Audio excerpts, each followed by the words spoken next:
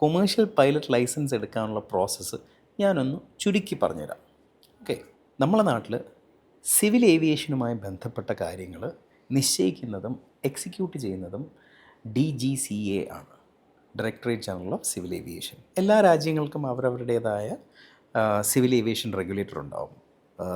US-ന് FAA ഉണ്ട്, നമ്മുടെ UAE-ക്ക് GCAA ഉണ്ട്. അങ്ങനെ നമ്മുടെ നാട്ടിൽ അത് DGCA ആണ്.